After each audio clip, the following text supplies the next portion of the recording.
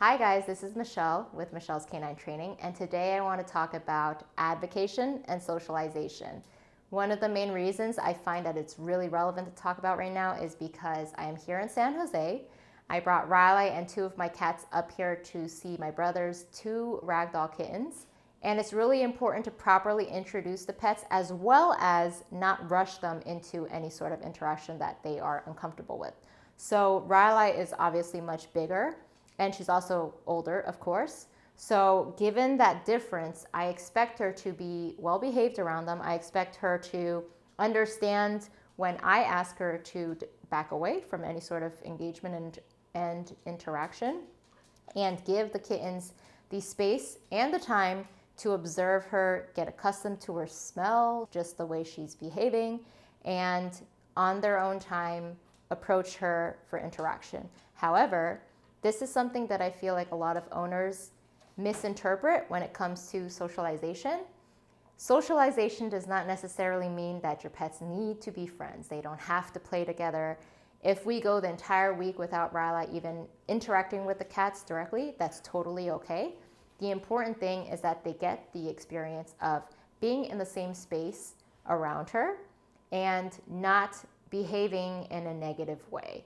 So this is actually something I would consider to be more so passive training. And it's actually really important to keep in mind that we're training our dogs to be well behaved anywhere we take them. We're not training them to be well behaved under threshold inside the walls of our house, because that's a very limited lifestyle. I want to be able to take her anywhere and expect her to be attentive and still listen to me while being respectful. So the first thing that I made sure when we came into the apartment, everything is new. She's going to be running around sniffing at everything.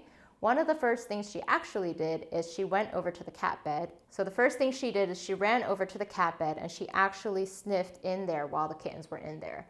And I actually gave her a correction for that and discouraged her from doing that, because that's a very pushy behavior.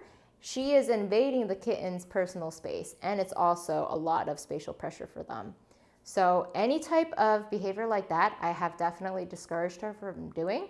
If she's doing just light sniffing as she passes by them and then just goes on her way, that's okay. But similar to even socialization with dogs, we don't want them to be overly fixated where they're sniffing for a long extended period of time and to the point where they're like gradually pushing their nose into the other animal. That's just not something that I want. And plus, if she were to continuously do that, the kittens would become uncomfortable with it, which is not a good thing.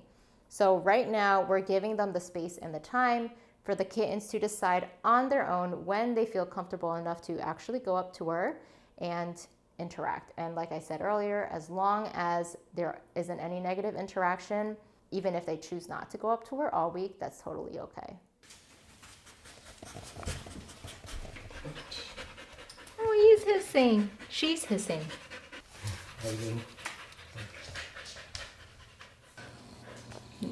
No? Good.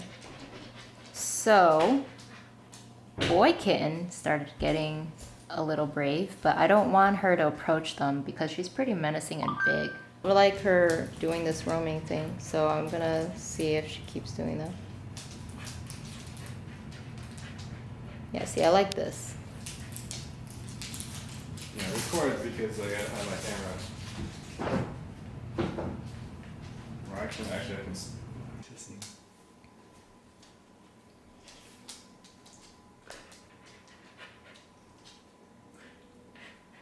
The hissing is like, both hissing. Yeah. You brave one. Hey, no. No. It's getting closer.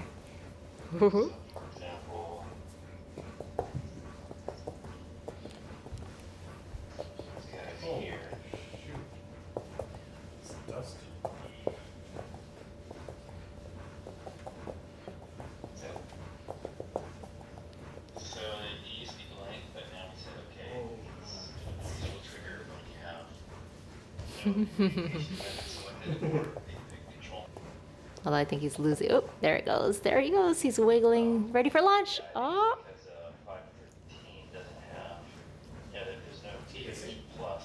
A little. So I guess we decided to trigger it off of No. these two.